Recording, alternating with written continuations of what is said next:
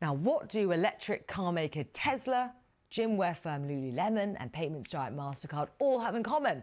They've topped global rankings for future readiness compiled by the Institute for Management Development in Switzerland. It looks at how well firms are prepared for the post-pandemic economy and their likelihood of survival in a world of fast and frequent change.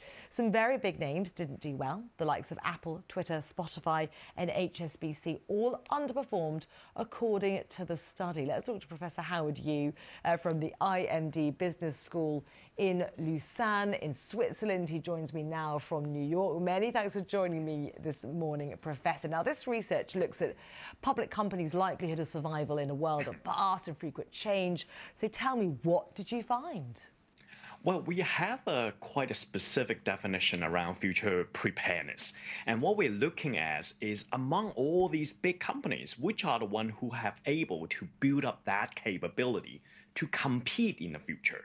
So for automakers, as you described earlier, of course, everyone can build an EV these days. But what really matters is whether they could master software and also electronic components.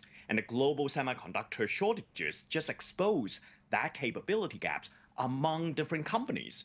If you're looking at consumer banking, for instance, it's no longer about running a retail branch, but it's really around robo-advisory, AI, blockchain. So across all this industry, what we're seeing is companies that are doing well during the pandemic are the one who can build up those capabilities relevant for the future. And we believe those who are future ready can capture most out of these abundant opportunity going forwards.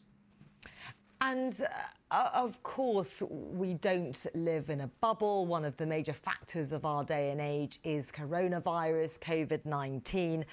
What trends did you see on that front across retail, automotive that you mentioned, financial services, technology? A number of common factors you were saying emerged for the ability of those companies to be malleable and to move at speed, but also to navigate the current COVID-19 storm. Absolutely. If you're looking at the consumer brands, right, Lululemon or Nike are doing extraordinarily well because they don't just talk about digital transformation.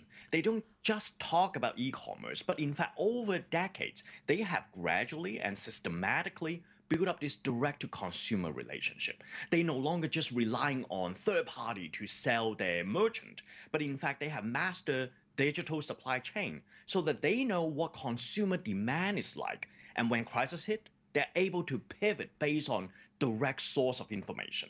And this is the hallmark for companies who can navigate the future because they have this enormous learning opportunity, learning outlook.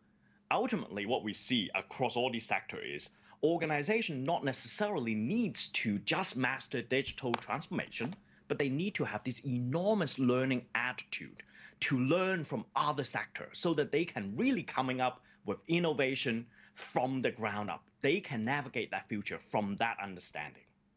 Okay. Oh, there's so much more I wanted to ask you, but we are out of time. Professor Howard Yu from the IMD Business School in Lausanne, Switzerland. Many, many thanks for joining me here on the programme.